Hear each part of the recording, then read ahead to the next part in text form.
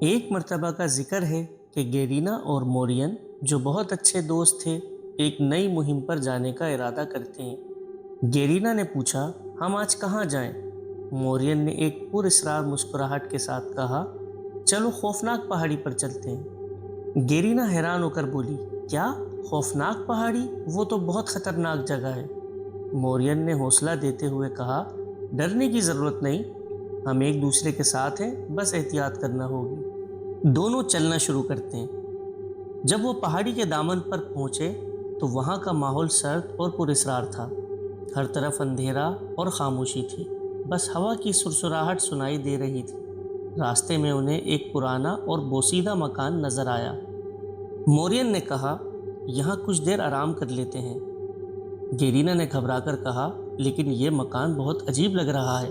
مورین نے اطمینان دلایا، فکر نہ کرو، ہم صرف تھوڑی دیر کے لیے رکیں گے۔ جیسے ہی وہ مکان میں داخل ہوئے ایک عجیب سی آواز گونجی، کون ہے یہاں؟ گیرینا خوف سے چلا اٹھی، یہ کیا تھا؟ مورین نے کہا، یہ شاید ہوا کی آواز ہے، زیادہ مت سوچو۔ لیکن ان کے دلوں میں خوف بڑھنے لگا۔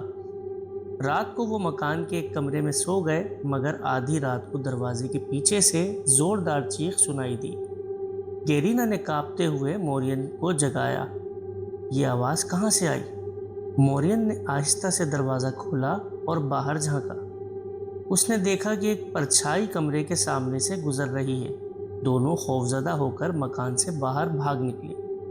جب وہ پہاڑی کے اوپر پہنچے تو ان کی نظریں ایک چمکتے ہوئے ہیرے پر پڑی۔ گیرینا نے حیران ہو کر کہا، یہ ہیرا کتنا خوبصورت ہے، لیکن یہ یہاں کیا کر رہا ہے؟ مورین نے کہا، شاید یہ کسی خزانے کا حصہ ہے، چلو اسے لے چلتے ہیں۔ راستے میں انہیں ایک غار نظر آیا۔ وہ ہچکچاتے ہوئے غار کے اندر گئے تو وہاں ایک بہت بڑا مکڑی کا جالا تھا۔ اچانک ایک دیو ہیکل مکڑی ان کی طرف بڑھنے لگی۔ گیرینا نے خوف سے چیخ کر کہا، بھاگو! مورین نے اس کا ہاتھ پکڑا اور دونوں تیزی سے غار سے باہر نکل آئے۔ غار کے قریب ہی ایک جھیل تھی۔